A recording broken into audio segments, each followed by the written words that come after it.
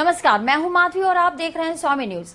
शरद पूर्णिमा के साथ ही शीत ऋतु ने दस्तक दे दी है और अब गुलाबी सर्दी का एहसास होने लगा है। धार्मिक नगरी पुष्कर में शरद पूर्णिमा का अपना अलग महत्व है। शरद पूर्णिमा के साथ ही कार्तिक मास का पवित्र स्नान शुरू हो जाता है।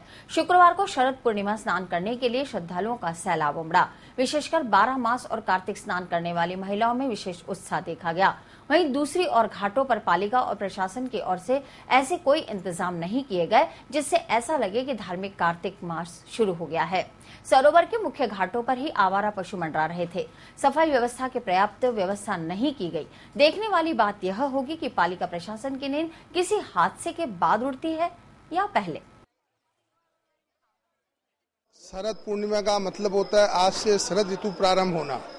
इसी शरद पूर्णिमा के दिन कार्तिक स्नान का भी महत्व, एक महीने पर कार्तिक स्नान चलता है। शरद पूर्णिमा के दिन चंद्रमा पूर्ण रूप से अपने स्थिति में आकर उसमें रात्रि को खीर बनाई जाती है। वो खीर श्वास रोग के लिए काम में आती है।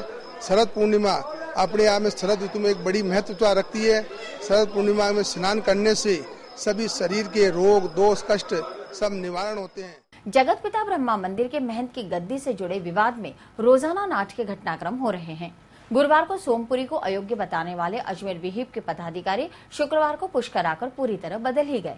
जहां एक और पहले उन्होंने मंदिर में रिसीवर की मांग की थी, वहीं अब रिसीवर की कोई आवश्यकता नहीं बता रहे हैं। विहिप के इन पदाधिकारियों का यह रुख अचानक कैसे बदला, चर्चा का विषय है। किसी भी तरह से कोई भी अव्यवस्थित या अव्यवस्थित ढंग से कोई भी कार्य नहीं किया है। उनका कहना यह है कि जब अध्यक्ष नहीं रहे और जिन्होंने मेरे को शिष्य माना और यहाँ का उत्तराधिकारी बनाकर मुझे गए हैं, इसलिए यहाँ का समस्त अधिकार अब मेरे पास है। और जैसा भी देवस्थान विभाग में स्टे और जो भी सब कार्रवाई है वो भी सब मुझे मान्य है। मैं हर तरह से मंदिर के लिए समर्पित हूँ। किसी तरह की कोई अगर कमियां पूर्व काल के अंदर अगर मेरी रही भी होंगी तो अब इस गद्दी के ऊपर बैठने के बाद मेरा जो उद्देश्य है ब्रह्मा जी की सेवा और ब्रह्मा जी के मंदिर को एक बहुत अच्छी ऊंचाई देना, ये मेरा ध्येय है। ऐसा महाराज श्री ने निवेदन किया। हमें इस बात से बहुत संतुष्टि है।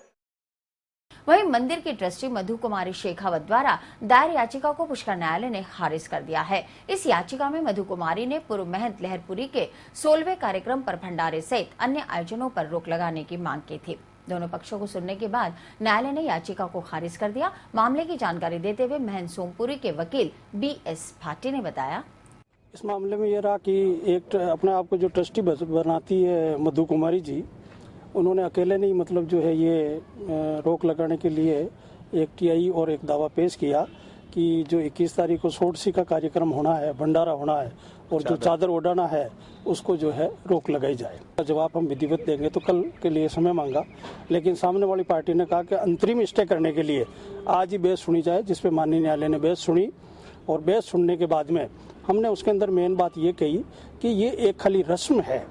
ऑलरेडी जो है सहायक आयुक्त देवस्थान विभाग, जो कि एक कॉम्पिटेंट कोर्ट है, उसके द्वारा जो है यथास्थिति के आदेश बने हुए हैं और उस यथास्थिति के आदेश के अनुसार ही हर काम जो है वो कानून के संगत हो रहा है। इसलिए दोबारा कोई किसी प्रकार का यथास्थिति का आदेश अंतरिम रूप से या फाइनल रूप से पास करने की आवश्यकता